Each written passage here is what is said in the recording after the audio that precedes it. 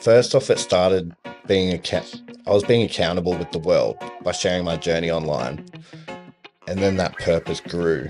And I started getting messages of people saying, I'm suicidal. You're the only reason I wake up today is to watch you. And I was like, fuck, my purpose is growing. I'm saving lives. I'm helping people.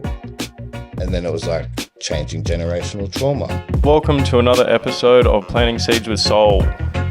Raw conversations on transformation, truth, and finding light in the darkest places. You may not hear what you want, but you will definitely hear what you need. Welcome back, you beautiful, beautiful bone bags, to another episode of Planting Seeds with Soul. All right, so, man, today's guest, where do I even start? Addiction, psychosis, fatherhood, a current investigation that's still unfolding presently, a brother behind bars, a recent baptism, and now beginning to say his final goodbyes to a loved one. Zac Swanton, welcome, brother. Thank you for having me, bro. How are you, man? I'm awesome. It's so good to be here. It's been a long time coming. It has been, man.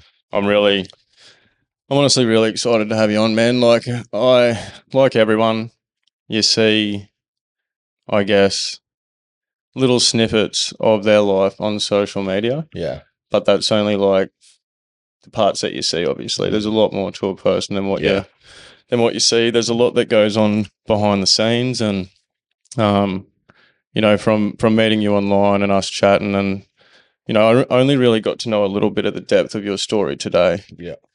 So I want to get to know your within world a bit more, brother. And actually, I've got to mention this. No, do it. We're in the new fucking space. I fully forgot, guys, to bring this up last week. I just fully forgot that I was in the new space and didn't bring it up. But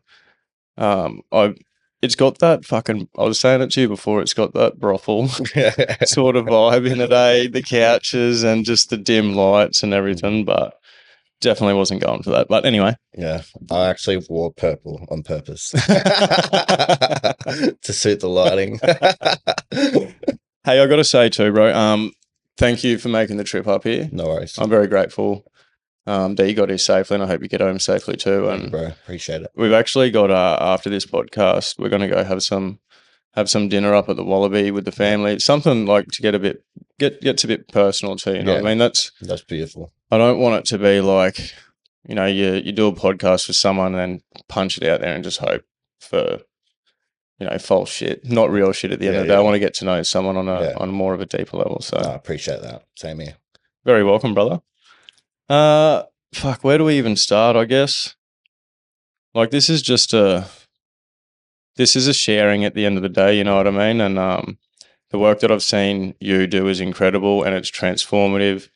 You've bettered yourself, and that's allowing you to better other people. Like, you're filling your cup up with good shit right now, and you're able to pour that good shit, drizzle all that sort of shit out to the rest of the world, Yeah, bro. It sounds like previously you might have been pouring some pretty toxic shit in there and pouring that out. Yeah, and it's like one extreme to the other, bro. And it's not for everyone. Like, a lot of people don't like the honesty. They don't like the truth. Mainly, like, the people closest to me have been the most distant, bro, because obviously they don't want to know the truth. It's very easy in addiction to cover it up. It's another drink or another bag, and keep putting it to the side, So you're talking like truth of facing your shit? Yeah, and just not living in denial anymore. What do you think? Who are you referring to here? Just like family, friends, and that, bro. Just a majority of people that you. Just majority of everyone that's close to me. See, the thing is, when I talk about my truth, it involves a lot of people, and I can't willy-nilly and pussyfoot around and make things like please one person or the other. My truth is my truth, and if it hurts you, I'm sorry, but it's my truth. And if I hide it, I'm robbing someone of the gift of my words, of my message. I love that. Yeah. I operate the same way, brother. And I respect everyone's beliefs and everyone's opinions, ideas that they have within themselves. So I just hope that I get the same in return. That's all I Yeah. expect. It's like and that's all we're fucking doing at the end of the day, man. We're just going around expressing our beliefs and our own truth at the end of the day. It's just, yeah, I think there's a label for it. Correct me if I'm wrong. I'll have to look this up, but I think it's called cognitive dissonance. Like it's a label for when you speak your truth and it stirs other people up, it goes against their own beliefs and their own ideas and that sort of shit. It's like I think a lot of it is they're not ready to face their own bullshit, bro. Like, you know how hard it is to wake up to your own mess and come to terms with it and face it head on. And it takes a long time to get ready and get honest. It's a process. It doesn't happen overnight. So I understand that some people don't like the truth, but it's not my problem. I'm here to help other people, spread hope, give them something to relate to. And yeah, it stirs a lot of shit up. It does, man. Yeah. Do you think, I guess, a lot of them are maybe some of them are like, they're just not aware. They're not conscious of actually what they're doing. It's like, they're soulless avatars walking around, NPC. Yeah. Non-player character type deal sort of thing. Like, I guess if I can look at myself from now to where I was, my younger self, I was running around doing things like I was hurting myself, which led to obviously, pouring things in my own cup, which were toxic, which would, I'd then pour out to the rest of the world. Yeah, for sure. Do you think, like, I don't think that I don't think I was conscious about, I obviously wasn't. I don't want to hurt anyone, especially my family. Yeah. Bro, the easiest way I can explain it, I don't even know if it's going to make sense, but I had this big light bulb moment that when I was a kid, my parent was my hero. My dad was my hero. No matter what he did, the world I grew up in was what was normal to me. So I used to grow up looking at him sitting at the table with the boys, having a laugh, drinking, and that was my dream. From a young age, I could not wait to get up to that table and have a drink with them. Like, that was... I was very much the same now that I think about it. Yeah. And I think about my addiction. The amount of kids that were around me, around my family, friends, that witness all of us going, like, I'm a part of it, and it's my truth, so I'll say it. The amount of times I would walk into the bathroom at a family's house to have a bag or, like it wasn't to go to the toilet, Yeah, 100%. And the amount of kids or family members that were aware of that, I don't want that to be normal anymore. And now that I have kids, it's my job to, step up and make that change. Glad you brought that up, bro. And good on you too. Like, honestly, getting real present with this. Good on you.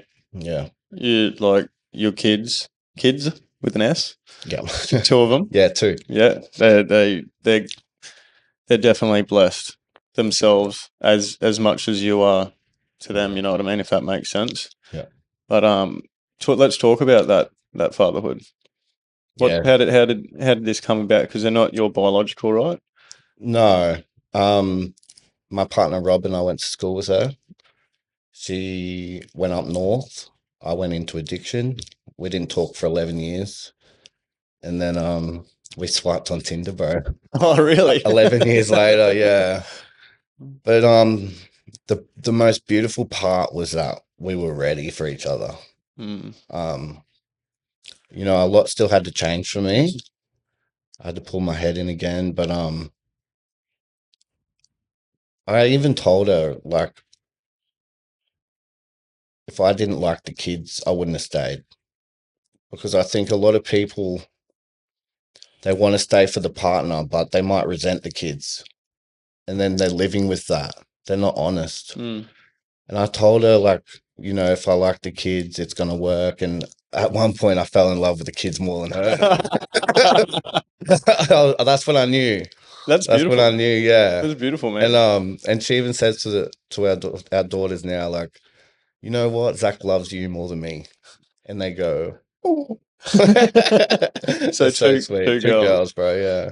Unreal. How old are they? 5 and 10. Yeah, I'm you. So I think the boys 11, 9, Mm. and 6 or 5. Me and numbers, me and time. Actually, I don't really keep track of it. Yeah. At the end of the day, but what a blessing. Do you reckon you would have met Robin if you were still in your old ways? Well, like what were you still? I was like just basically socializing, but it was taking control of me again. Yeah. I Okay. was starting to go down, spiraling. You know, I was borrowing money to pay my rent because I spent my rent on drugs, Yeah. Okay. and I was doing that to my little sister. Oh yeah. Like, that's not a man, bro. That's not a big brother. Mm. But it wasn't until I had that purpose to be a dad, and my partner's crazy, bro. Like, you probably relate to this, but no one else in the world can sit me down and just say it's okay and give you that. It's like a fucking keys unlocking something inside of you, and you just break. Mm. Like, I just like laid on her shoulder, bro, and just sobbed for weeks. That's Weeks. And now she's like, I think I breathed too much life into you.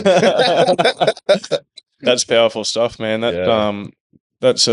Sounds like Robin is a very powerful woman to be able to open up space like that for you to express Yeah. and purge out what you need to purge out in any way, shape, or form. You know, that's a real woman, and a real man allows himself to do that, and it works the same way too.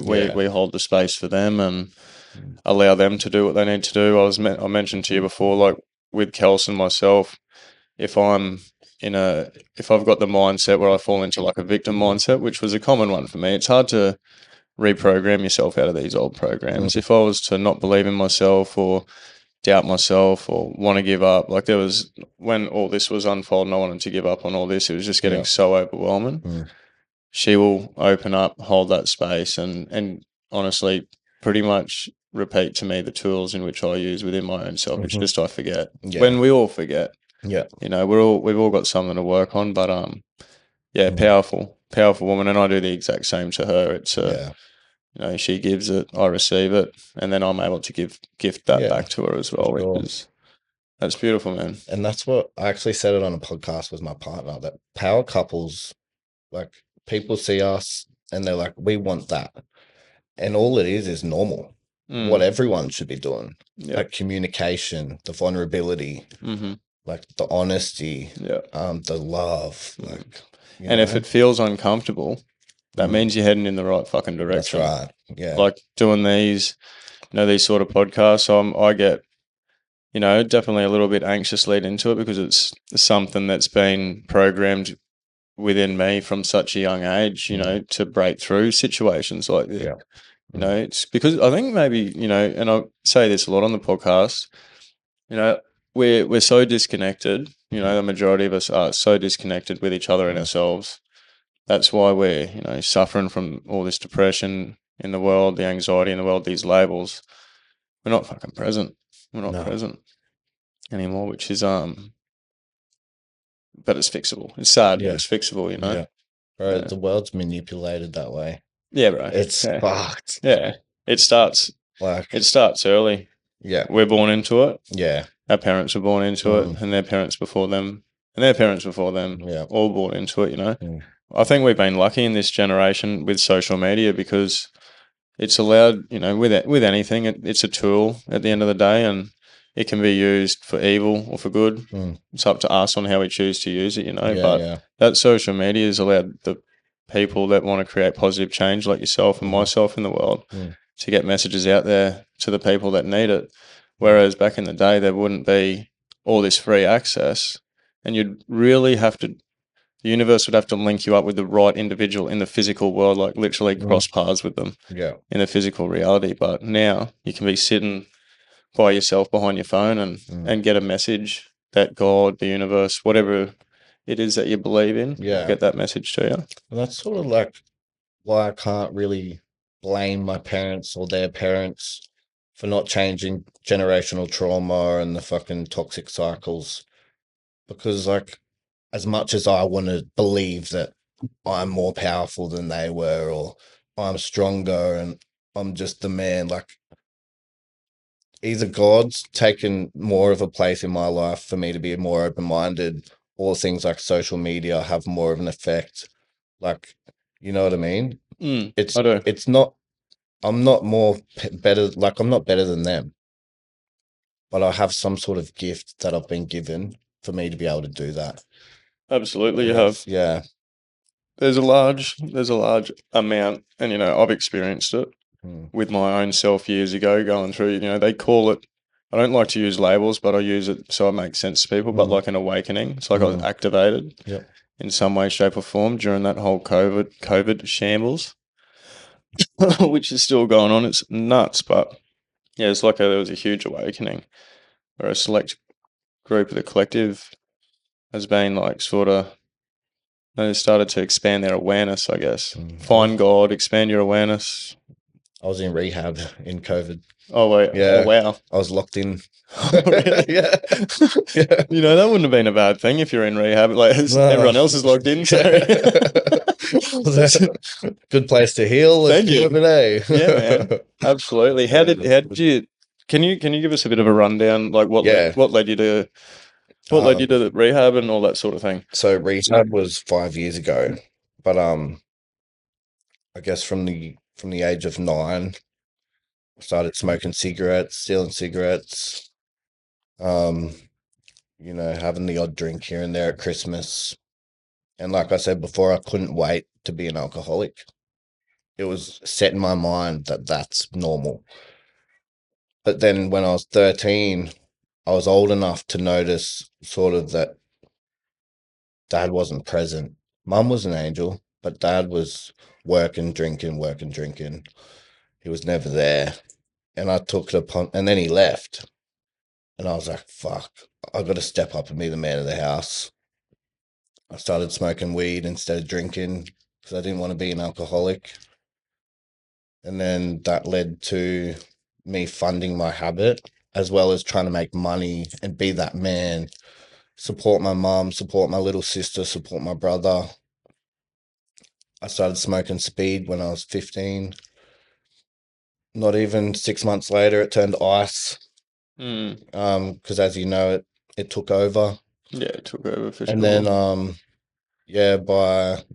was just doing everything for years and years and years. And then by the time I was 23 or 24, I started Frank. And that's where shit got really messy. Why is that? Why does Frank go hand in hand with the crystal? I found that, like, I never really got too tied into the Frankie, but I seen in the trap houses that I was in. Yeah, I would see the people that were using what I was using, but also they would, on the Frank as well, which I tried twice maybe. Next level fucking shit. Oh, I'm glad I didn't run down that street too long. For me, it was like a test, like to go fucking that far this way and see how far I could bring it back. Yeah. It's deadly shit. If you are drinking alcohol on that, because it's an oil, if you drink alcohol and then drink the stuff, it sits on top of the alcohol. Yeah, deadly. And then if you have more of it, it will just keep sitting on top. Once the alcohol passes through, you're left with, it could be a lethal amount, because you can only do a tiny amount. Couple of mil. But I took it upon myself to build my immune system up, like to make myself immune to it, like I did with, I'd fall asleep with a pipe because I was immune to it by the end of it. And I did the same with everything I touched. I just pushed it as far as I could. Like, it's like now in life, I have no limits to what I can achieve. But back then, I had no limits for the amount of shit I could use and put in my system, to the point where I overdosed 8 times. And I'd wake up and I'd be like, oh, I'm still here. Let's have another dose and another pipe. until the next time I'd fucking frank out and shit. Like, yeah, it was just fucked. Yeah, man. 8 times, that's a lot. Yeah. What was some of your worst, I guess, experiences on it, especially with the pipe comes psychosis? Yep. What summer did you go through any gnarly psychosis Yeah, sort of bro. Couple of experiences? times. Yeah. And it was always when I'd touch weed. It was like your brain chemicals were going one way and then the weed would do the opposite. And that's along with the sleep deprivation, that's when it would happen. Um, so I remember one time I could, hey, have you ever had it? You can feel it come on. Oh, bro, I have. There's probably 3 major times that I Yeah. remember going into it. Yeah. It's next level. I was looking at myself in the mirror and I caught myself in like my own eyes in the mirror and I was fully paralyzed and I started choking. But because I was outside of my body, I was in my mind. There was like separation between the physical world and my mind. Yeah. It was like I was choking that badly and then I was sort of outside of my body. And then after like, I don't know how long it was, but I was gasping for air and something clicked and I just said, breathe. And I was back and I ran straight to my room and had a pipe to level the weed out. There's been plenty of other times, like just little things like being in the shower. I could hear yelling, similar to what sounded like my dad when I was growing up. I remember one time I went to lay down and I was sitting with a friend and he goes, like, I just shut my eyes and I could hear the yelling. As soon as I laid down fully, I could hear just hectic yelling and I'd sit up and I'd be like, fuck, can you hear that? And he'd be like, nah, nah, nah. So I shut the window. I'm like, it's coming from outside. I'll shut the window. As soon as I lay back down, way worse. And it was like I needed that pipe for it to go away.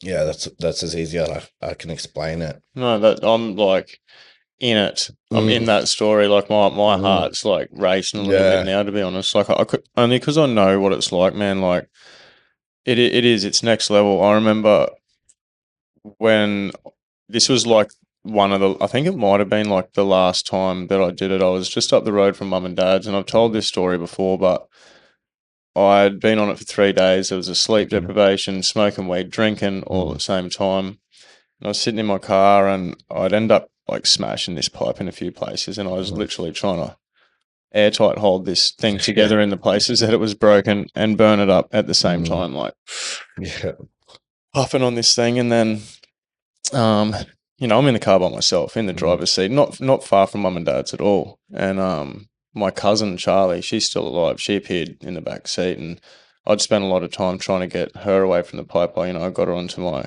construction company that I had at the time, and she's in the back going, "What the fuck are you doing?" Like that. And like she wasn't there for too long, but after, I sort of had that vision, that whole experience, it's like a layer of like a curtain gets lifted up and you sort of enter into like the subconscious world. Yeah. Like I think that those shouting things, something that came to me was it was like echoes of the past for you. Yeah. Coming through like your dad. Yeah. It just made me remember, but this other time I had DMT. And the first time was amazing. It was so good. I loved it, the visuals and all that shit. But the second time, I mustn't have been in the right headspace. I was arguing with my ex. And I remember as soon as I went into the trip, there was just this triangular eyes and a mouth, like maybe the devil's face, bro. And it just went, you're under my control. And I couldn't wait to get out of it. Like, obviously you got to ride it out. Yeah. And I was just like, it'll be over soon. Just breathe. Like, and it was the worst. But, craziest thing, bro, when I went to rehab a month later, there was this art room and it fucking spun me out. there was a canvas that someone had painted with the like an identical face and the colors behind it that I witnessed in that trip. You're kidding. No shit. It's weird how the Yeah. world works, man. Yeah. It is really weird. Yeah, That's just like confirmation for you, eh? Yeah, like, and do you know what I put it down to? Drugs. That's Drugs. the devil. That's what I was under the control of. Yeah. Well, you know, like what I believe is, you know, everything that I'm experiencing in this present moment is God, me, you, just all of it, you know what I mean? Everything carries consciousness or spirit. Yeah. And when you consume the part of that spirit, it mixes and sort of interweaves, gets sort of mixed up with your consciousness. Yeah. You know, like you smoke the spirit of weed, it's mixing with your own consciousness. You know, you eat certain foods, the consciousness or spirit of those foods is mixing within you. And I couldn't agree more that the spirit of those type of drugs like meth and alcohol and all that sort of thing is dark spirit. It's evil, bro. It's evil. It's heaven that disguises itself as hell too, right? Yeah. Yeah. Gnarly shit. Yeah, bro. And it's, yeah, like I've been watching your journey, and it's like I've been on my own sort of similar journey with breath work and, you know, having experiences where I leave my body with breath work. Like the other night, I was at church and I had my first experience with the Holy Spirit, like where, you know how breath work, it takes fucking half an hour. Yeah, you got to put his work. Yeah, bro. Yeah. I'm talking instant. A guy touched me on the head and I was out. Really? Instantly. That's incredible. And I was just like, it was so peaceful, bro. What was it? What can you describe your experience? I've had breath work happen where after a certain time it's intense and you leave your body. And at one point I felt, feel your strength. And by the end of it, it started cramping up. My hand was like that. And the instructor had to fully get finger by finger and take it off my shirt, bro. But this was something. It was like just a peace. I was just so peaceful. And I remember laying there and I always try and test it out. Like, you know how you're gone, but you're still there. Like, so I try and talk to the power.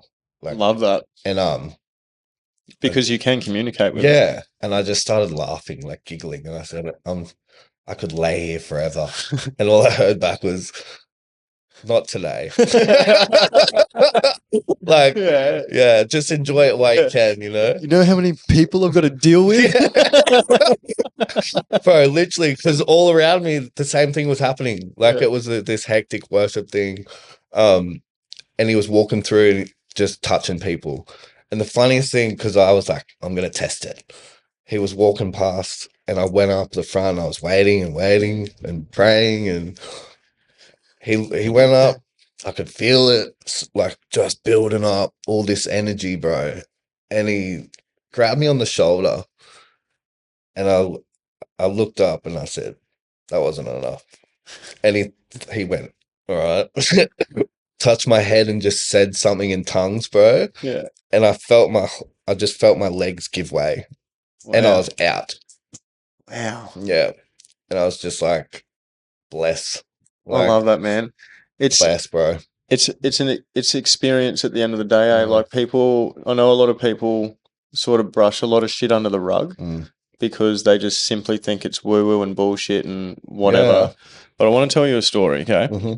This one woke me up, and it really allowed me to open up my whole entire mind to it opened my mind up and allowed me to see how closed my mind actually was, how I wasn't open to many things. And it's a story that's called The Blind and the Elephant. Hopefully I don't butcher this one, but so you've got a story about the blind and the elephant, and it tells a story about how our own individual personal experience is merely just a part of the whole truth, just one part. So there's there's four blind men standing around this elephant, right? One blind man, he's touching the elephant's trunk, and he says, from my experience, I feel like this is some sort of a snake from the elephant's trunk. Mm-hmm. Anyway, the second blind man, he's standing at the elephant's side, and he touches the elephant's side. And he goes, it kind of feels like a brick textured wall or something. The third blind man's at the elephant's tail, and he goes, "Oh, from my experience, it kind of feels like a paintbrush of some sort." Yeah. And the last blind man is standing at the elephant's ear. And he goes, "Oh, from my experience, it feels like some type of fan." Each blind man is experiencing from their own personal experience something different, but the whole truth is it's a elephant. Yeah. At the end of the day, these men are just blind and they're only experiencing what they experience at the end of the day. And it opened me up too, man. Like, I'm only experiencing, part of my own experience, the world that I was born into, my parents' school, this country, the people that are around me, all of the things that I experience. But your experience has been completely different to my experience. Yep. I respect that now because of that story. Because the truth is, like, if I look at it that way, all paths in some way, shape, or form, sooner or later, end up at that whole truth, end up at the elephant. Yeah. The source or God. Or, you know what I mean? Yeah. I actually spoke to a mentor not long ago, and I said to him, I got the weirdest feeling, but I feel like I miss you. all we've done is spoke on the internet, like me and you, but I just felt like I missed him. Like I missed the part of our relationship where we sit down and have dinner and it's not over the phone. And he goes, that's not weird. It's already happened. Time hasn't caught up yet. Yeah. And I just spun out. I was like, fuck, that's why it feels normal. That's why I'm experiencing it. Yeah, bro. Because it will happen. Like, it's inevitable. Absolutely. It's like already happened. Like, absolutely already happened, about to happen. It's like even another way to put it, which I put to people as well. And this came to me when I was talking to this fella online about, he was wondering about when he would find a woman in his life. Yeah. And I said, believe it or not, brother, that woman's walking towards you and you're walking towards her as we speak. It's just a matter of the moment that you're going to cross paths. Yeah. And he's like, holy fuck. Like, that's next level shit. That's how it happens. Like, it couldn't happen any other way, actually. Yeah. Not literally, well, actually, yeah, literally walking towards each other. But, yeah. But, fuck, I did want to, just trying to be mindful of time and shit. I wanted to ask you, you told us a bit about the drugs and all that sort of stuff. I want to know a bit. I do want to know a bit about your upbringing with your parents, if that's right with you. Yeah, easy, bro. I got nothing to hide. My upbringing, like with my parents, was what I thought was normal, but it was that old school sport. The parents go to work, mum stays home, or dad goes to work, mum stays home, looks after the kids. Dad goes to work, comes home and drinks. We do our own thing and go to bed. And then on the weekend, we'll go to sport. Dad will play, I'll play. And then we'll go to one of the other parents' house for a barbecue. And all the parents will get drunk and the kids will do their thing. And that's the way it was for years and years and years. Mm-hmm. And I just started noticing the older I got. So, like, Dad, I made this rep cricket team. And Dad was like, nah, too expensive. But he'd spend so much money on alcohol, and I'd get maximum $5, and I could choose between using it for hot chips and a drink or take it with me to my friend's house for the night. I couldn't have any extra money. It was $5. You either get something to eat now or you take it with you, and that's your money for the whole weekend. Yeah. Where Mum was like, you're going no matter what. She held fundraisers and got sponsored like prizes and awards and whatever to raise money for me to go to rep cricket. Like, I don't blame Dad. Like I said before, I don't know if he didn't know any better, or that's just what he was born into, but it's so crazy, bro, that I take it upon myself to take ownership of my circumstance and change it. Accountability, bro. Yeah. Like I always told myself growing up, this isn't normal. And even the thing like the affection between my parents. I would go to a friend's house and I'd see their parents kiss, but I'd never see that at home. And I thought to myself, this is what I want when I grow up. Affection, just love. And that was just another thing I put in my back pocket. And I said that I'll hold on to that memory, and when I grow up, I'm going to look for that. And everything that went wrong, I just put in my back pocket. Everything that was half right, I thought, all right, I don't know if this is actually right, but I'll enjoy it. Bro, there was one night I finally sweared at Dad. I was in the back seat, and my brother and sister were hitting their own legs, blaming me because I'm the oldest. Fuck yeah. And Dad was turned around, swinging at me, and I just thought, oh, fuck off. Yeah. And he said, it was the worst thing you could say. Yeah. Yeah. What'd you say? And I was like, shit. But I bailed when we got home. I went into the toilet, fully stripped off. I was going to go straight for a shower. Little did I know he was ganging up with my little brother to get me back. That's fucked. And they had, I wouldn't even call them firecrackers. They were more like hectic, like a firework, bro. And they lit them up, threw them in the toilet, held the door shut. And I remember I was up against the wall and I could feel the sparks up against my legs. Oh, man. And I was just screaming, bro. But that was normal, bro. Was that very traumatizing for you?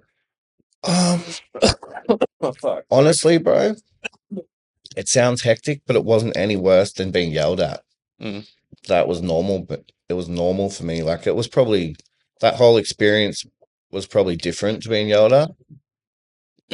But I think, like, the amount of times I felt the aggression and I could see that, you know how you look in someone's eyes and they're not there? Oh, yeah. I used to have shark eyes like that. There was no Yeah. I swear to God, there was actually no colour in my eyes when I was in that world of darkness. Yeah, it was like sometimes when I was being yelled at, I'd see that. And do you know the scariest thing is that I've got it. I raise my voice at my partner or my kids when I start to get a little bit snappy, and I'm terrified of it because it's exactly like what I used to cop when I was growing up. But it's within me. It's this something that can't be switched off once it's let out. It's this power, this darkness, the monster. Just hectic, bro. Yeah. And people don't understand. Like I was thinking about it today. I was that insane when I was on drugs that this heavy, big, intimidating dude went to pass me a shotty. And I was that insane. I was like, no, don't want my prints on it. Dropped it, bounced off my lap. And everyone, including him, was like, what? Like, because it could have gone off on you. Could have blown anyone up. Fuck. And I was that insane on the pipe, bro. I fucking laughed at him. Oh, man. And I was just a little kid and I was just didn't know what was going on. How old were you here, you reckon? Oh, maybe 18, 19. Yeah. And now I have the same power, but I use it for good. Yeah. I have 3 jobs, a podcast, self-development, recovery.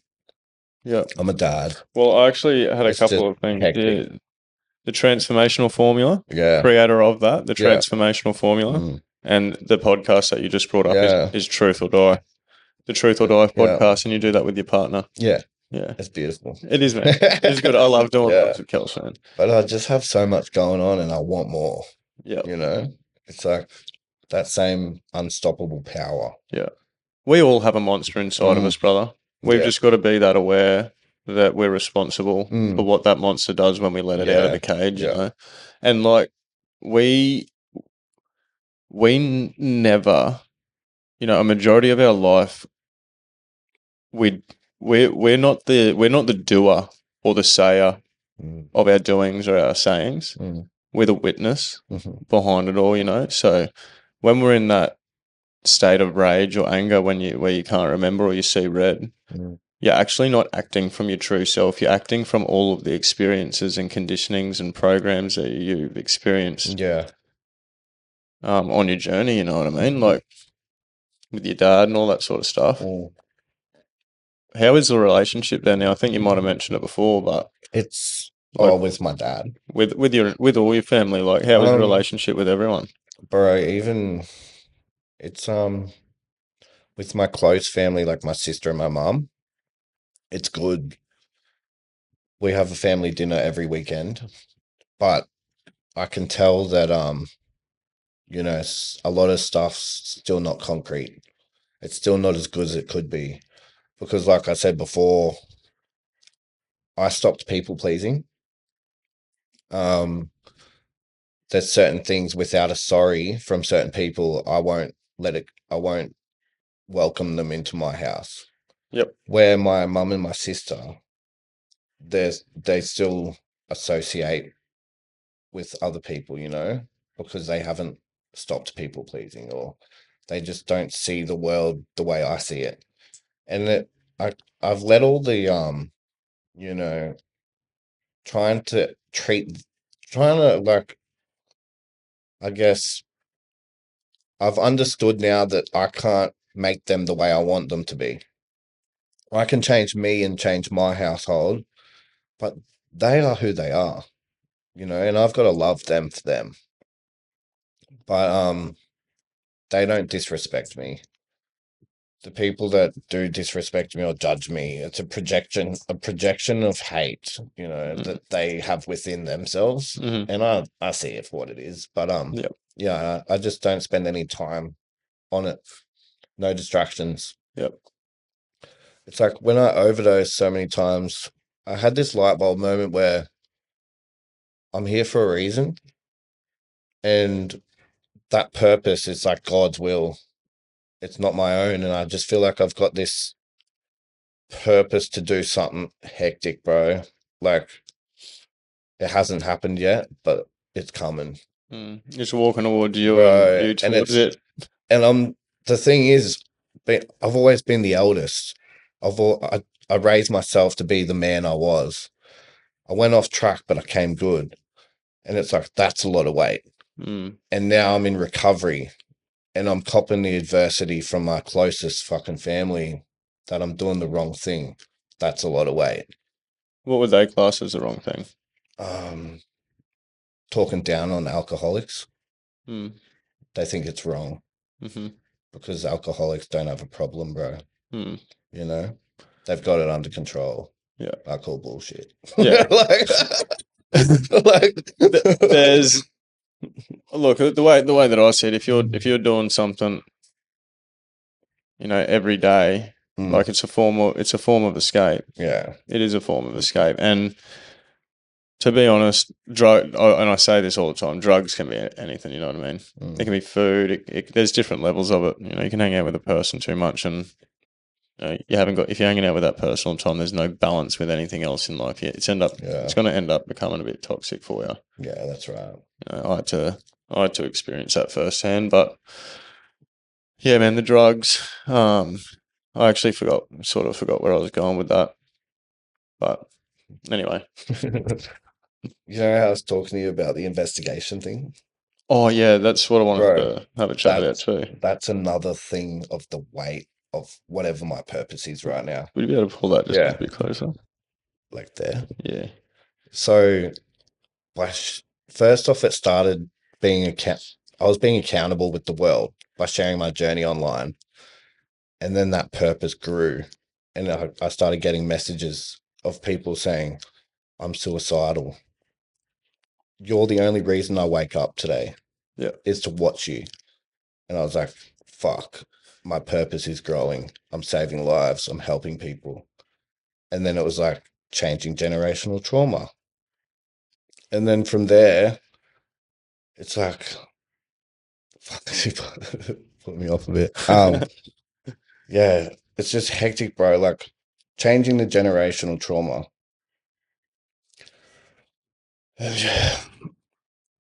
Fucking got a memory blank out. No, you're right. No, you actually reminded me of what I was going to say with the generational change and that stepping out of that line. That's all it is. Mhm. That's what you're going to say. Like, Yeah.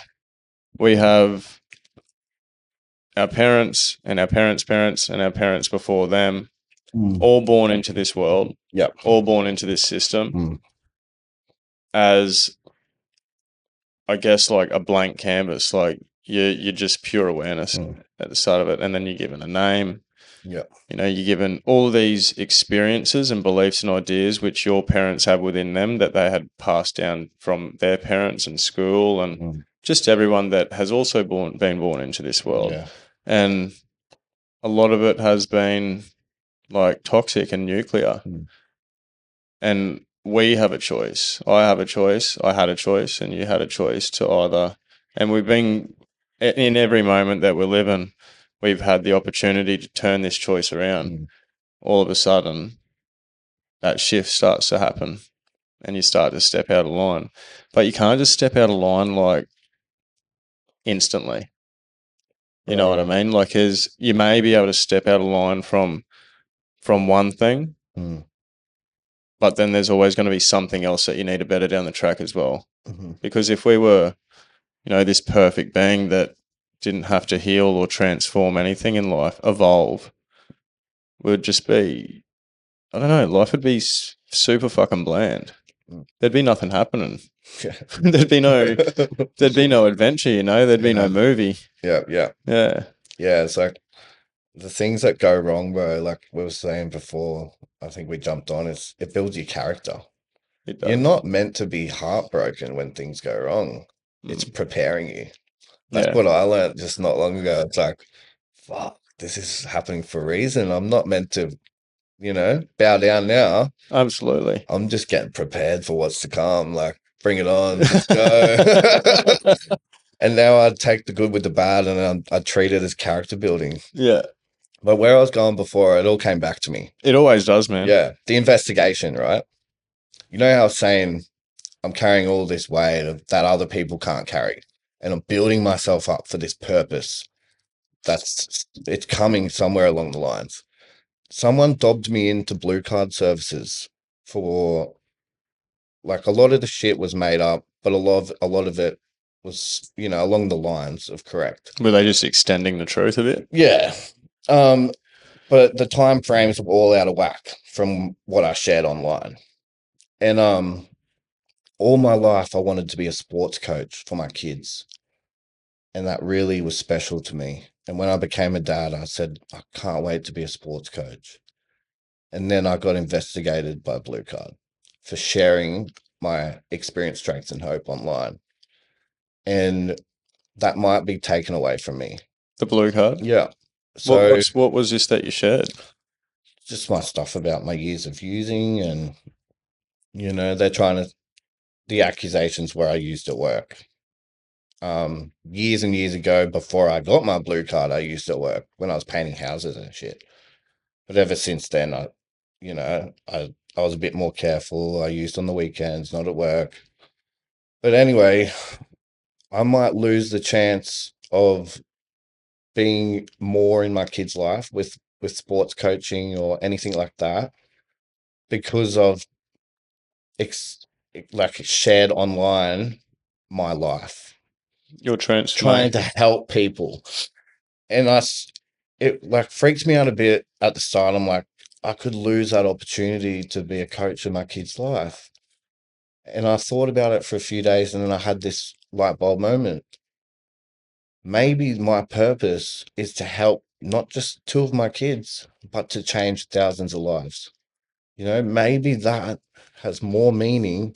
As special as my kids are to me, maybe that's a bigger thing, Maybe that's God's plan, is that I've got to lose that part of me and part of my life with my kids for something bigger, And I was just I was just like, wow. I do know about this one, man. Mm. You and I share a lot of things in common, to be honest. Mm. With the family, the kids, and the blue card Yeah. sort of thing as well. Because when was it? I was trying to start up this flow house, like this artificial wave, and like I got really close. It was like food and beverage, artificial wave, retail, and all that sort of stuff. It was called Sneaky Peaks Flow House, and to have that, and to do other things like a surf school and stuff, which is tied onto it. I had to get a blue card, but I got caught selling pingers in a nightclub. Well, okay. I was 18 years Yeah, old, yeah. but I got caught selling to kids that Yeah. had used fake IDs to get in there that were underage. So I got stung selling to underage kids when they like investigated it through the blue card. I couldn't do that. It had nothing to do with had nothing to do with hurting kids, in that sort of weird yucky sense. But yeah, it fucked that up. I need to apply again for the same reason, to be like a duty official or a water boy for the boys' footy. So it's been about maybe 5 or 6 years, maybe longer, since I tried. But fuck, man, a blue card won't stop a sicko or whoever hides it well. Yeah. Whoever hasn't done it before and is thinking about doing it, or hasn't done it yet, blah blah blah, whatever. It's not going to stop those things. Like I will do everything in my power to work around the system and help out who I need to help out. I don't care about not having a blue card if I need to talk and work with kids and all that sort of stuff. There's plenty of things that I'm doing to work around this society's systems and the structure that they have set up, because I know within my own society of systems, my own system of beliefs, that I'm not a sick cunt. I don't do those drugs anymore. I'm not a bad person. Yeah. My intention is to just make the world a better place at the core. That's where it's at. That's a good reminder when things aren't going the way that I expect as well. Yeah. But definitely share, have that in common with you as well with that blue card. What else was there that I brought up earlier that you and I? It was the missus thing. Yeah, with the kids. Cool. Yeah. There's a lot. Yeah.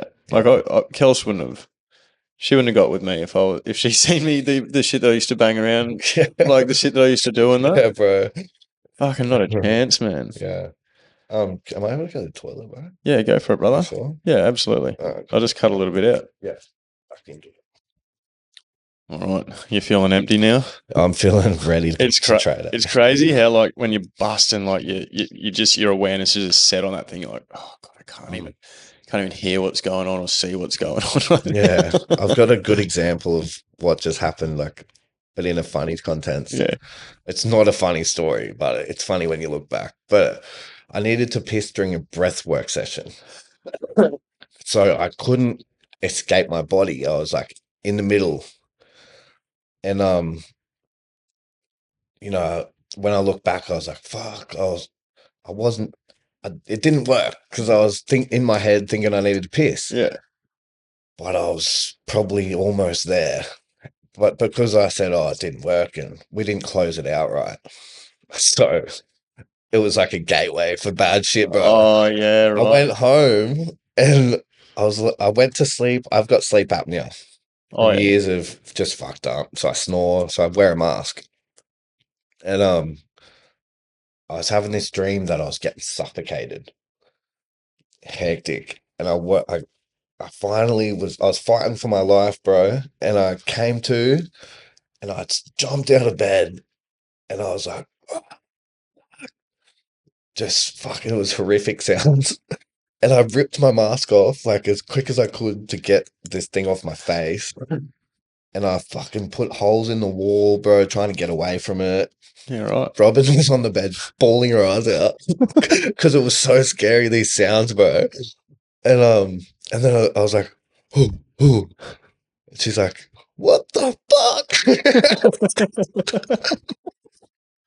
But we put it down to not getting closed out properly. Oh, you gotta open yourself up and close yourself up. Or, if you're doing, where I go out and do ayahuasca, if you don't have a good shaman who opens the circle properly, and close the circle properly, and actually knows how to handle the good and bad, or just the bad energies. I guess you don't really need to do too much of the good ones. Yeah. Yeah, it's honestly dangerous shit. Bro, straight away. Because right then we hadn't quite got into Christianity full on. So I was like, sage the house right now. Smoke me out. And then we put on, I think, worship music. Just trying to get all this goodness into us. Music itself is medicine, isn't it? Yeah, bro. Yeah. It's powerful shit. Your brother, bro. Yeah. What's the go there? So, it's been a learning curve for me because, you know, I've had to learn the difference between. So originally I wanted to go in to where he was, put him in my boot, take him out bush and wake him the fuck up. Like tough love. Yeah, so what was he up to? Well, he's in jail. Is he in jail now? Yeah. Yeah. But the hardest bit for me was I started it. I blamed myself because I poured fuel on his addiction. Like I was encouraging it because I wanted a using partner. Mm. So, you know, and one of my fucking so-called best mates said to me, oh, like, you know, you created it. And I said to him, did your brother create your disease? Do you blame him? Or are you going to take your own fucking responsibility for your own shit? Mm. Because, you know, I don't blame anyone for my disease. I went looking for it. Yeah. But, you know, in another sense, I had to let go of that it wasn't me and he would have done it anyway. But, whilst I was on my journey, healing and, you know, a bit down and up like a fucking yo-yo, yeah, I lost track of where he was because I was so fucking involved in myself.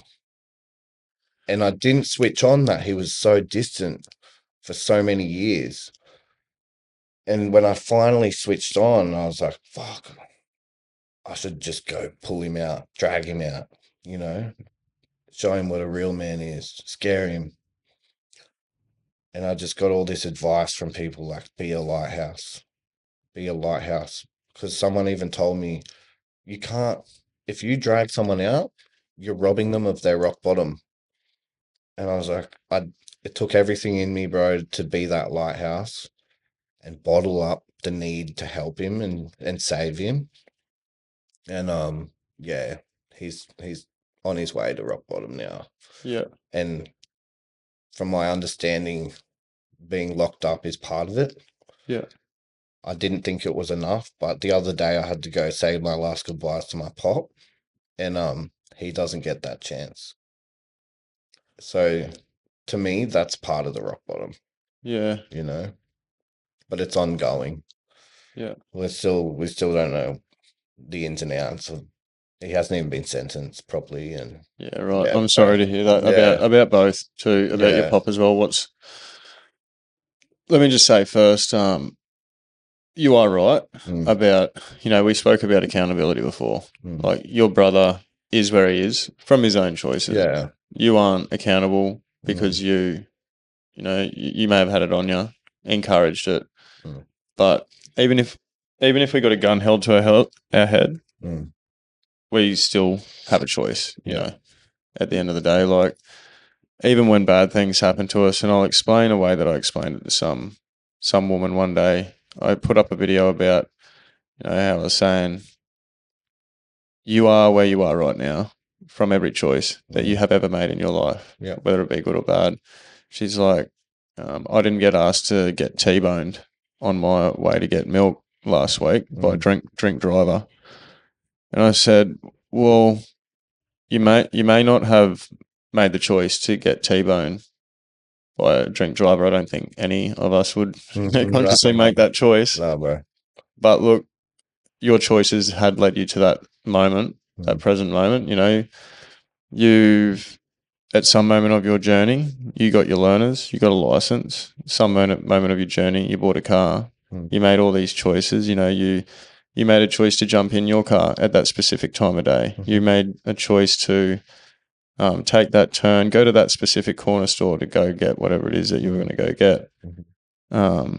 unfortunately, that guy or whoever it was that was drink driving, he also made the same choices to get a license and get a car and drive his car drunk and take that same route and just unfortunately, boom, from his choices he is where he is, from your choices you are where you are. It's unfortunate, but if you can take accountability for shit like that, then it gets you out of the victim mindset. What else can I say? It gets you out of the victim mindset. If you're not in the victim mindset, you're winning. It gets you present. Well, you take the lesson. Yeah. You see, like, the lesson, you take it on the chin and you're like, all right, what's next? Absolutely, bro. Know? Like, it's happened. Yeah. Like, what do you want to talk about the past forever, or do we want to get ourselves back to this moment? Yeah, that's right. Hard to do, man. And I get my awareness gets entangled in the show of life a lot, and not just the show of this me and you right now. The show within me. This is the scene that I'm seeing right now with me and you doing this podcast, but the unseen, which we can't see with our eyes and other people can't see, that world of thought, that world of feeling and power, the stories, the beliefs, the experiences, the good, the bad, a lot of it, Yeah. It's pretty wild. I feel that. Does that sort of mean the same thing as this, for example, that I was holding back on, even like just then was the first time I've shared online about my brother. Okay. Well, in the world. Oh, well, thanks for sharing. I did say something today, like I was like, oh no, it was about my pop. Yeah, that was the first time. Yeah, that's what I was going to ask after I mentioned that there. What's going on with him? Is he sort of on his last legs? Bro, to be honest, I reckon, I don't know if he's overdosed like I used to and shit. Like, I don't know how bad the addiction was.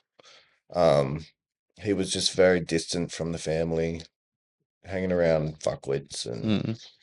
Oh, sorry, I meant your pop. No, my pop. Yeah, what? Bro, he beat cancer like a month ago or 2 months ago.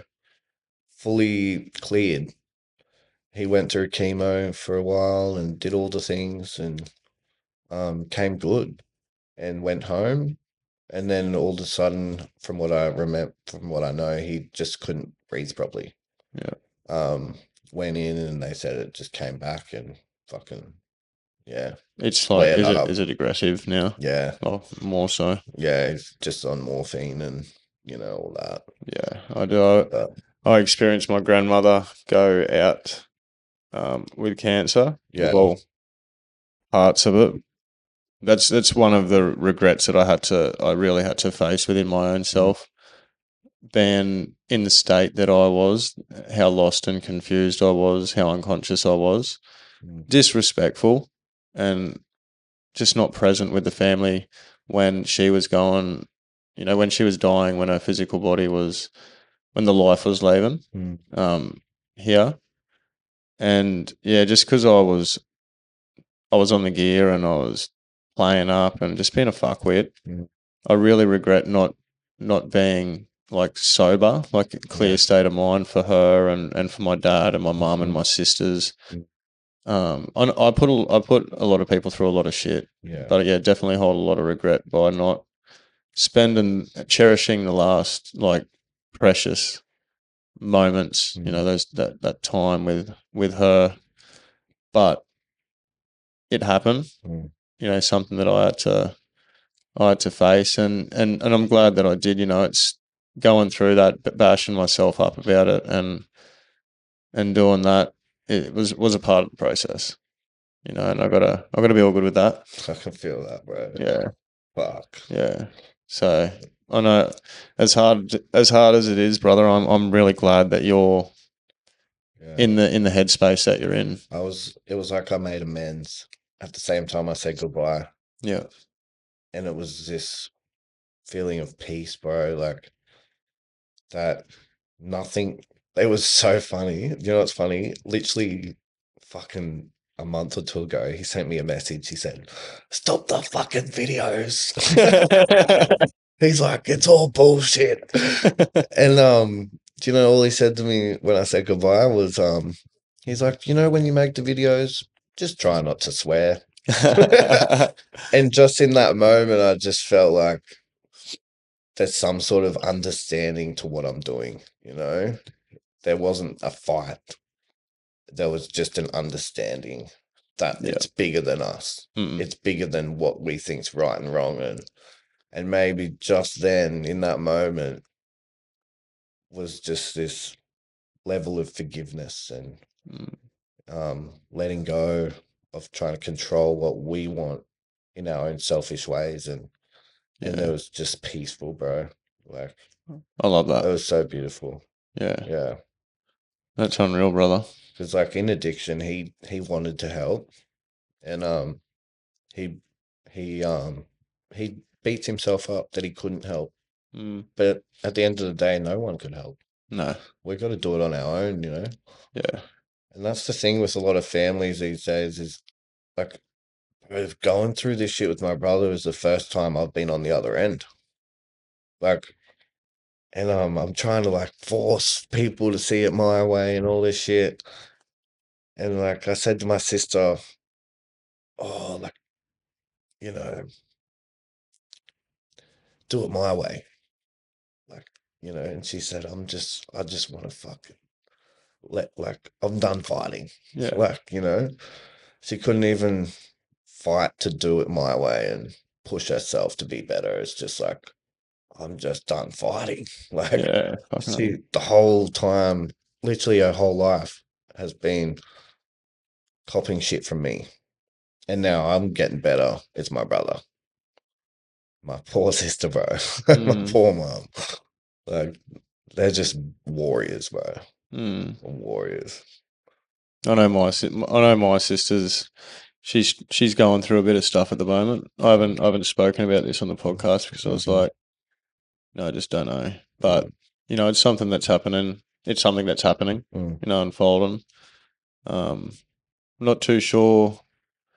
To the extent of what's going on in her within world. It's obviously happening within herself. Whatever's going on, it's not good. And I hope she does find her way and all that type of thing. And I have let her know that I've got, I've opened up the space for her to have a chat to us about anything and that. But she's going about it her own way. You know what I mean? I just she'll find her way. Everyone does. I just yeah. I guess I just want to, if I'm going to say anything on here, because I don't know at the end of the day, I'll just say, yeah, I'm still here. Yeah. Still here. Love her.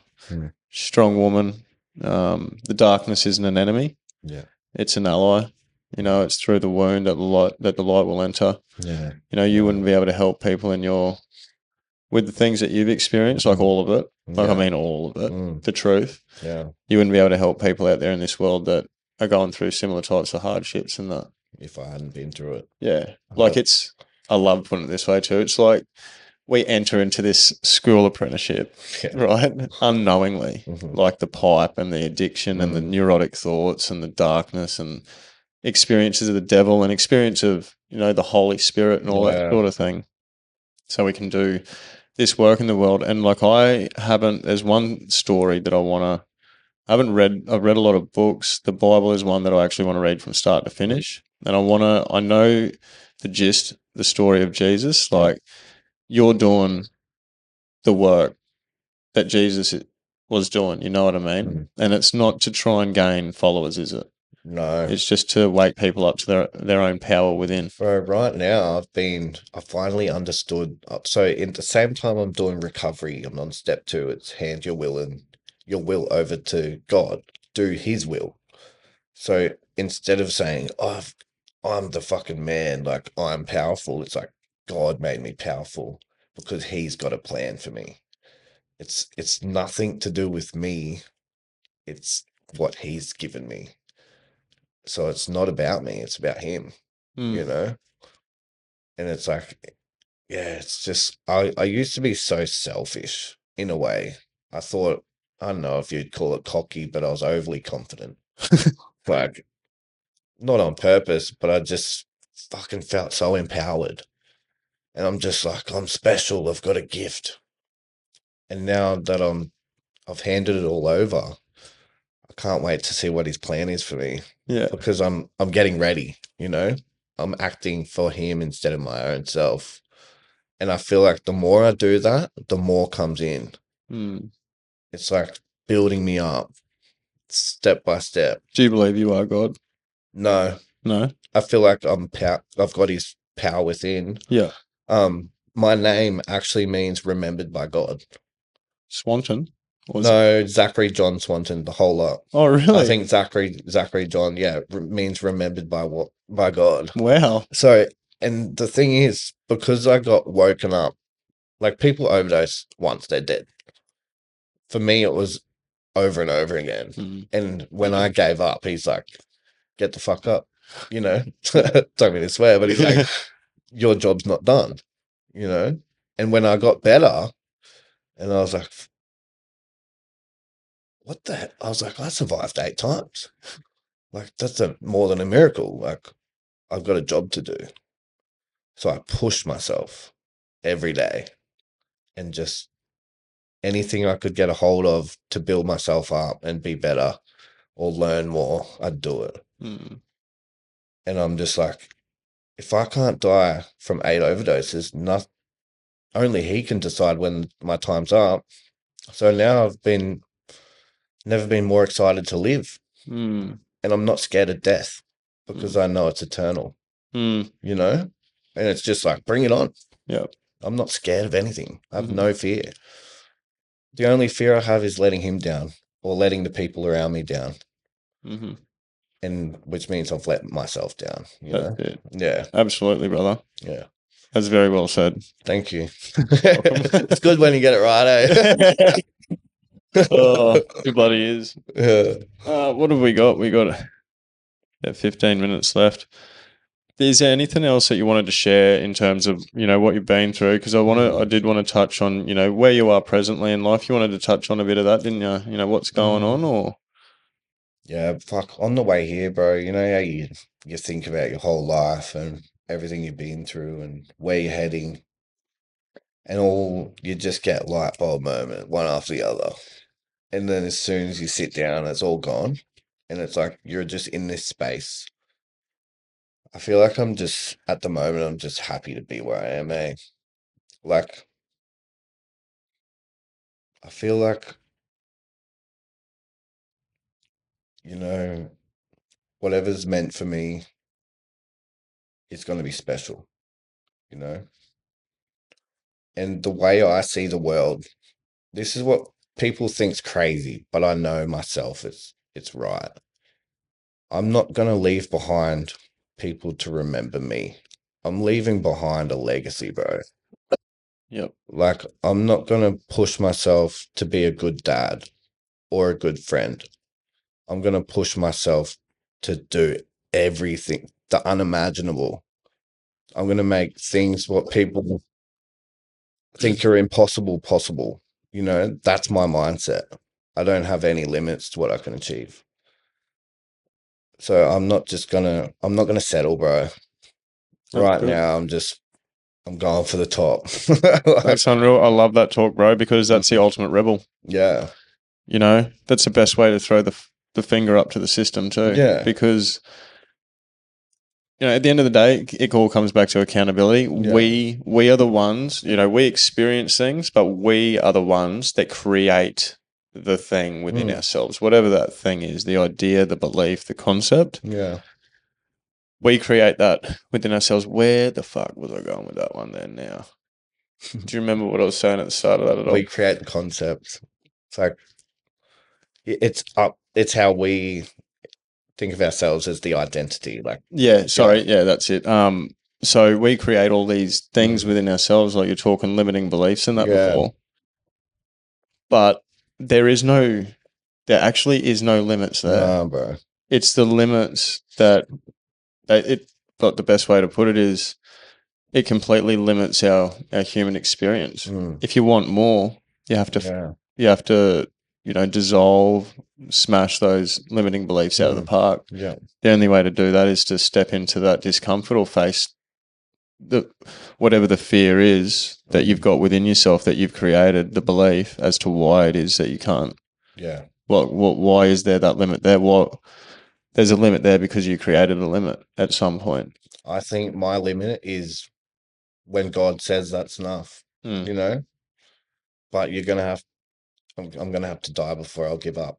Yeah. You know, there's just no off switch now. It's the to what I can darkness in this achieve. world that works against that light or that God Yeah. that is the limit, right? Mm. You know, the dark forces in this world that, you know, like if we have limits and all that sort of stuff set up within ourselves, that just makes us a controllable Yeah. being, you know, easily manipulated, Yeah. easily controlled, easily divided. Like, have a go at the world right now. Yeah. It's crazy. And you were speaking something before about, you know, you're just happy with right now. Yeah. I think that's the real stuff. You know, like if you can change your mindset around to, you know, acknowledging all of the things that you have in your life presently, you know, even if it's just your breath. Yeah. You know, acknowledging those things that you have presently, like a house, a family, water to drink, food to eat, warm clothes, you know. Yeah. We're not at war at the moment, not yet. You know, like we're not seeing war right now. Like we have got so much, but we can also go into the mindset of, why don't I have this yet? I want this. I'm not going to be happy till I get this. Yeah.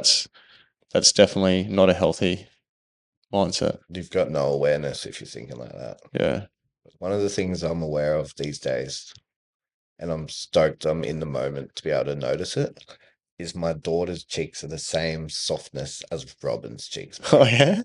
And it's just a beautiful thing. Like, in addiction, you wouldn't notice shit like that.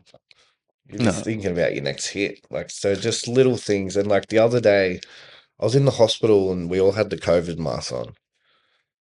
And I went to the smoke shop to get a vape and I came out and I was just before it, I was praying to God, like, because I had to keep it a secret from my dad. Pop didn't want to tell him because they had a falling out. But the next day I found out he told Dad. So I was praying, I'm like, please let him make it there in time before he goes, you know? And I was praying and praying and then I was like, all right, I've handed it over. God's got me. Everything's gonna be fine.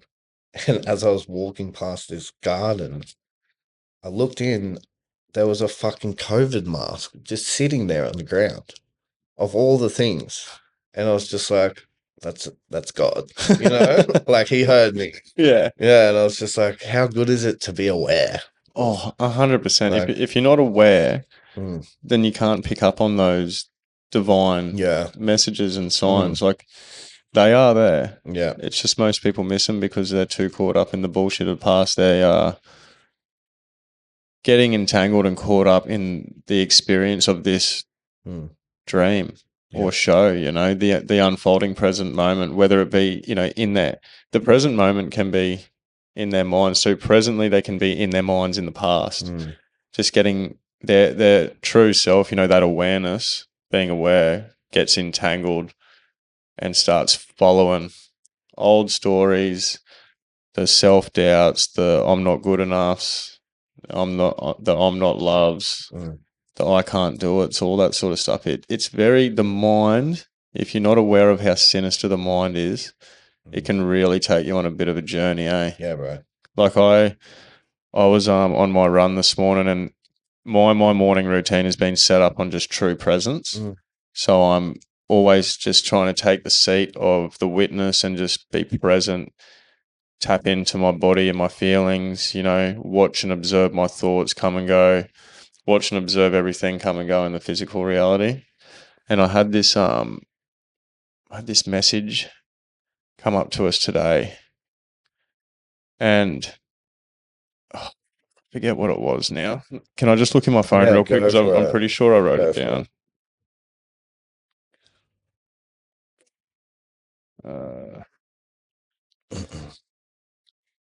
Surrender. This is just things that come up when I'm truly present, like a thought comes in. And I think it was through the medicine of music which guided this through too. Mhm. The surrendering of attachments, to results leads to ultimate peace. So like Yeah. when I noticed and I was observing myself on this run, I got lost in my mind for a bit. Mm. I don't know how long, but it was a good whack. And then I snapped out of it and I was back in the seat of the witness and that awareness. Mm. And I was like, wow, I really got lost in my mind there. And that's what came to me. I attached to, my mind and the results of things because I was attaching to the results of all this and things that I'm working on and, trying to get to a place. Yeah. And, that causes me a lot of suffering attaching to those things. But when we can let go and surrender and all that sort of stuff, just let go to the outcome. Just let go, like letting go of it all. Yeah. You know what I mean? Letting go of anything that arises in the present moment. You know, if something arises in the present moment of your past, like it can take you on a journey. You can keep sort of like your awareness feeds that thought, you know what I mean? And it's not until you become aware, drop it, that's when you're sort of sitting in peace again, when you're just sitting in a moment like this, whether it be a good moment or a shitty moment, a weird moment or a not weird moment, however you want to put it, Yeah. It's just that attachment, that letting go of all control, handing it over. Yeah. And just enjoying the moment, the journey. Yeah. Like that's where you learn that whole preparation of character building and becoming who you're meant to be and the life you're meant to live is like, so early on I was like, I'm going to be successful in a week. I was wrong. But I was like, I didn't learn anything. But then when I started thinking, like it's a 10-year journey, no matter what went good or bad, I loved it. Because I'm like, it's preparing me. And that's what I've been told heaps lately is like, it's not about the outcome. It's about all the moments. The process. Yeah, the process, the journey, like, all the work you get to do. Like that's what you got to fall in love with. Yeah. And yeah, like the last 2 weeks, it's been a up and down. My brother got locked up. The very next day I got baptized. Mixed emotions. This week I'm like getting ready to come on here. I got a photo shoot booked in for next week at a fucking modeling agency. Yeah. Hectic, yeah. And then I get a call from Mum. You got to go say goodbye to your pop tomorrow. Fuck. Roller coaster, eh? But if I'm in the moment, like I could fight it all I want, but it's not going to do any good. It's preparing me. Yeah. Something worse is going to happen, but it's preparing me for that. Yeah, absolutely. It's building my strengths, building my awareness to stay in the moment, stay locked in. I still went to work. I was studying at work. Just no distractions. And like whatever I was going before, the impact I'm going to make on this world is going to be by the amount of lives I can help change for the better in any way. That's what I want to leave behind. So whatever I have to go through to do that, I'm ready. Bring it on. It's not an easy path. Nah. Like it's you're literally not like taking the piss out of what you said. That was powerful stuff. You are asking for trouble, bro. I know. Yeah. Do you know what's crazy? Yeah. The enemy doesn't like it. No. Bro, the enemy doesn't like it. And I've been fighting the enemy my whole life. Yeah. The enemy hates love, bro. Like it actually makes it fucking it makes it sick to a point where it can't even handle its own self. Do you want to hear something funny? Yeah. The day just before I got baptized, I was driving to work. My whole car cut out. And I was like, fuck, this is weird. Maybe there's like a sensor going wrong. Later on, a light in the NA meeting was flickering when I was reading the Serenity Prayer. And then my I was in my room, my electric toothbrush went off. All this electricity, bro, was playing up. And when I caught onto it all, I was like, fuck, this is scary. I messaged my pastor of my church. I was like, what is happening? Like, what's going on? He said, the enemy doesn't like it. Yeah. Jesus is dancing. And that was trying to interfere. It was trying to scare me out of it. But yeah. Well, bro. It's like my whole life. I do. Yeah. I have when I'm running in the morning, sometimes one of the street downlights, like I'll be running, either it'll happen before or after, or even when I'm right on it, it'll just go poof. Just one of them. But I thought they were all linked up. You know what I mean? But whenever that happens, I feel, well, I know it is a sign because it gets me truly present. Again, I'm like, thank you. Like it's a reminder that there's a presence there, or presences there, there's energy there that's with me all the time. There's that source of God within you, you know what I mean? Yeah. Like everything that you've spoken about in terms of like that God, like I talk about it in my way. It's like they match up. Yeah. You know what I mean? Like it's much of a muchness. Yeah. But I love it, man. It's I just love getting to know other people. Yeah. You know what I mean? That connection back with other people. Bro. To be honest, like I was going to tell you after the podcast, but I may as well tell you now. The energy, or just there's been a weird aura this whole conversation, whether it's the lighting or whatever it is, it's an energy, and I've never experienced that on a podcast before. Oh, really? So it's special, bro. Yeah. Cheers, brother. Yeah. I'm glad I do want people, when I meet them, like, I know that I'm a genuine person, and I only have people in here, can only get to know people so well out of it. So I've really got to go off feel. Yeah. And, like to have you on, like it's reinforced that my feeling has been true, because you got some special, there's actually no words that can describe. There's words there, but they're not good enough. So I guess what I'm trying to say, that's bro. Beautiful, bro. Yeah. I'm trying to come up with words too, but you may as well just keep it yourself. Yeah. You're a blessing. You're a blessing to everyone. Everything that you walk past and touch, and thank you, bro. Your presence. Just a blessing, brother. Appreciate that. Thank you. It means a lot. Cheers, man. Yeah, big love. I guess just to wrap it up, man, I just want to say thanks for making the trip down here from the sunny coast. Thank you so much for that. Oh, Caboolture. Yeah. Caboolture. Deception Bay. Yeah. What do we make just from there? But yeah, man, thanks for the drive. And is there anything that you'd want to share just as a sort of final? Nah. Oh, don't live in regret. Like, I think that's the biggest thing, is get honest.